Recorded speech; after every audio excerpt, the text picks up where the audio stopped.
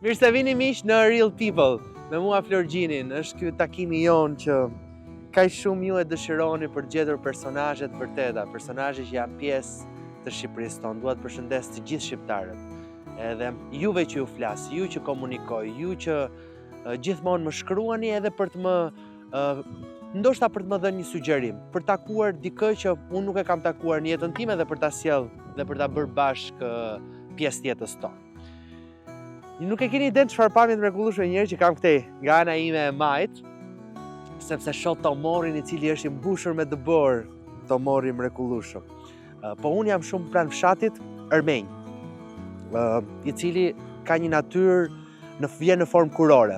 Mali gjithandej, kodrina gjithandej, dhe këtu kam ardhur për takuar një njeri i cili është i vërtet, real, ashtu siç i takon edhe programit.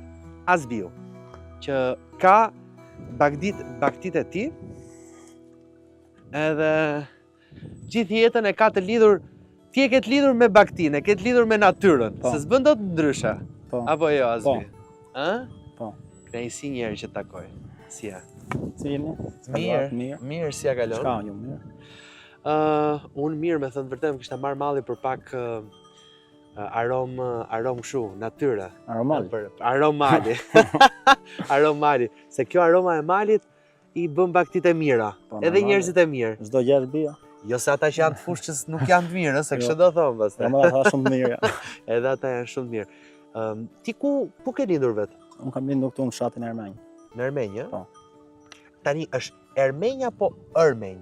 Ermenj. Ermenj, po pse kështu? Ka ndonjë histori pse me këtë? Nuk e di histori, nuk e di. Toponim? Kështu e kam, nuk e di se si ka historinë.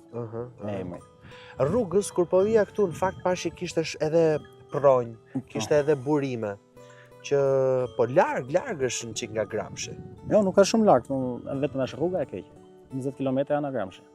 20 km? Si të ngjan? Po rruga është shumë e prishur, shumë e keqe.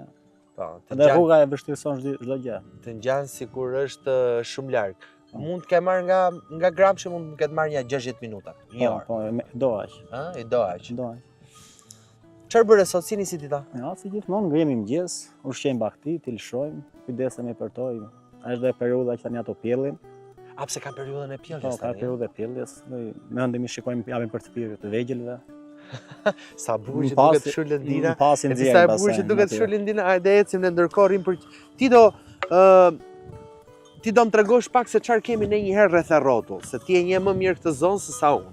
Po. Mos bëj dot gjeografin këtu. Unë po thoya që këtu këtë e dallova që është tomori. Po, mali tomori. Ky është tomori. Po. Te çka kodrinash tjera kemi? Ky mali këtu lart është mali Koshnicës, ky që kemi në lart. Koshnica, mali Koshnicës. Po këto fushat këtu? Këtu është fshati, janë arat e fshatit to që duken nëse këtu. Është fshati komplet, çfarë duken këtu janë arat e fshatit. Sa krerë ke? Unë kam rreth 200 krerë, 170 kokë janë dele dhe 30 dhirta. 200 krerë gjitha. 30 dhi? Edhe 170 dele. Edhe 170. Po s'duken sigur janë aq shumë. Po për momentin janë brenda një pjesë ato që kanë pjell. Sa është kohë e pjelljes? Ato që kanë pjellë kanë brenda, kanë ato që s'kan pjell akoma. Si e ka baktia kohën? Po akoma ato tani fillon pjellja. Në muajin mars pastaj fillon shesim qingjat, fillon me mielin.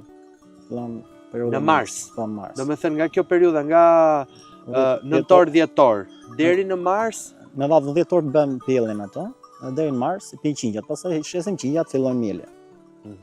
Në mars deri në korriku, 20 gusht. Për të ndjekur Real People, bëni subscribe në kanalin tim të YouTube-it Florgjini.